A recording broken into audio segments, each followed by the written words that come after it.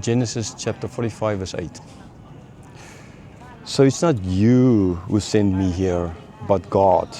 He has made me a father to Pharaoh, and lord of all his house, and ruler over all the land of Egypt. You might not see it here because I know it's quite far, but down there is a boat with a cross kind of it. I don't know if it's intentional or not. I've never been on that boat, but ever the first time I came here, I remember I saw that boat with a cross on it kind of, and I was always like wondering about it, and still even now there's the cross and they're lit up. So it doesn't matter, even in the worst of places where you might think morally whatever, there's a sign of, right? There's creation, there's a plant here. It shows that what God made this. There's a beautiful bougainvillea, right? Okay, although this flower has been broken off by seemingly most likely tourists or so. Okay, frangipane is here in the back.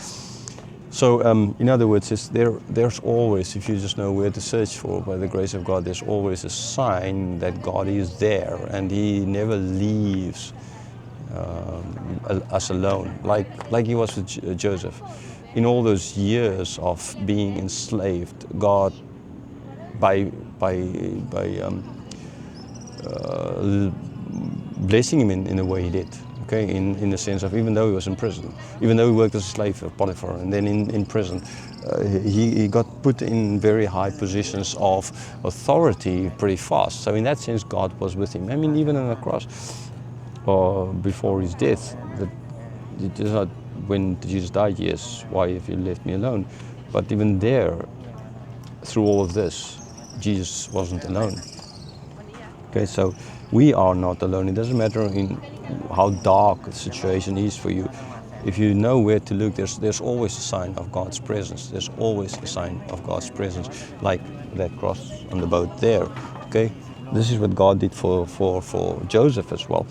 And so this is again what he's saying here, right? It's not you who sent me. He's repeating himself. Okay, God, verse 7, sent me to preserve. So in verse 8, it's not you who sent me here, but God.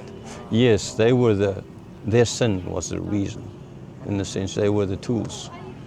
Okay, like the Babylonians going to be the tools to, or the Syrians going to be the tools to discipline the northern kingdom, and then the Babylonians the southern kingdom, right? Tools are used by God, but when they overstep the line, God says, but because this, I will as well. You will pay. You will face justice for what you did, like the brothers ultimately did.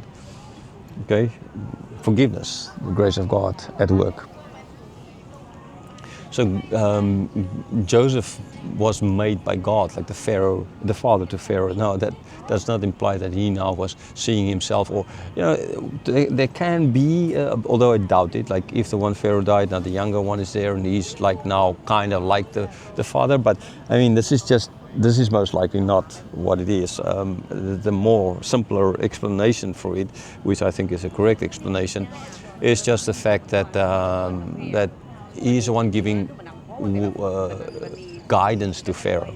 Okay, and that is the role of a father. Okay, that is what the father does, and this is what he's doing for Pharaoh. So in that sense, now he's speaking of himself as a father to Pharaoh, and then a lord of the house and ruler over all the land of Egypt. Yes. Okay, so it's just, he's not saying Pharaoh is not, but he is now, since he is like this father too. He is this person. Although yes, he is second in command. He's not denying that or anything. But he's putting this role of what God did, how God did it, that a nobody became like a father to Pharaoh, to the most important, the one that stands and leads and directs, in a sense, the hands of Pharaoh. Okay, like it is clearly stated here. This is what God did, not what they did. Verse 9, hurry and go up to my father and say to him, thus says your son Joseph, God has made me Lord of all Egypt. Come down to me, do not tarry. So this is now in the next phase of the plan. It's not just, okay, go and I will come back there or whatever, and then come for visits or come for visits here. Say, no. Tell him, go there and tell your father who I am. Okay, first of all, not so that he can be now proud of him, but as well, remember Jacob remembered the dream that Joseph had, and so this is now a fulfillment, or is going to be a fulfillment of that dream, and but that this is now a place. This is what God has done. So as well, that his father forgets all. Yes, you can never forget that those years of suffering, of thinking his son is dead, but compare this to the fact what God has done of putting him in this specific position. So and then he ends up with saying, so come here, tell him to come here, that he must not tarry. Why? I mean, there's still 5 years, but I mean, the not tarrying part is, that he will be safe, but as well for the fact that, I mean, Joseph wanted to see his father, and his father is old, and he didn't want to, in the end, have his father die just before seeing him. Okay. Now, sure, Joseph didn't know that he will, and this is as well part of the plan. But so yeah, there are a number of things why tarrying, not tarrying because you're safe here, there's food here, and not tarrying so that you won't die before you see me, so you won't go down in Sheol like this, that you will go happy ultimately when you die, because you've seen me, you've seen what God has done, the grace of God at work. Verse 10. You shall dwell in the land of Goshen, and you shall be near me, you and your children's children, and your flocks, your herds, and all that you have. Okay, so he is clearly then saying as well where they will live. Now, Pharaoh doesn't know about this yet. Pharaoh heard, but Pharaoh does not know what Joseph is telling them now. So how could Joseph know that ultimately Pharaoh is going to give them the land of Goshen? Because Joseph knew the Egyptian culture. We've seen in the previous chapter where they had chapter 43, where they had a meal together, where it stated that they didn't eat together because of the Egyptians saw this as they don't eat with foreigners.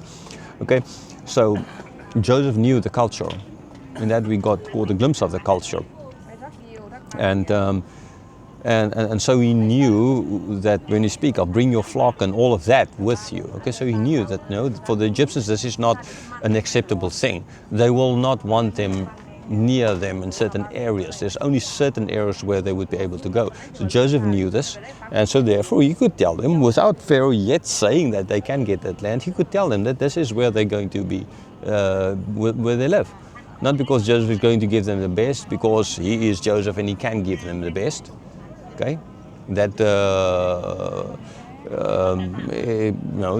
that would be not the right thing. Just because you're my family, I give you the best kind of idea. Okay, I know lots of politicians do that, and evil people kind of very often do that, putting all their family in the best positions, right?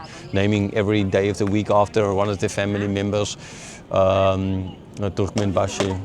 Okay. That kind of idea. Okay, this is not who Joseph was. So he's not saying, okay, because I am who I am, I can do whatever I want, and I don't care about those Egyptians. This is the best part of Egypt, and so but I will kick out those Egyptians from there and give it to you. He's not saying that, right? And that's not what he did. He knows that they will live there, and that is a very good land. But what is the reason for that? It's a cultural thing. The Egyptians won't want them to live with them because of the fact that they have flocks, and therefore they need to live there. Like even today in Egypt, okay, the only people allowed to have pigs are the Christians, the Muslims. They're not allowed to have pigs, okay, because religion-wise. So it's kind of the same kind of a thing, okay, happening. So this is ultimately what Joseph did and why he said that, not because he was abusing his power and then giving his family the best, but because this would be the only place acceptable to the Egyptians where they could live, which turned out to be as well for the kind of jobs and etc. the best place for actually them. Okay, so just again understand that Joseph is not abusing his power here, so as to. This is a cultural reason as well, and it's an important point as well to make, that you don't. That other people might say Joseph is just abusing his power and he's just doing what everyone else would do when they have power like this. No, Joseph did not do that. That's not who Joseph was.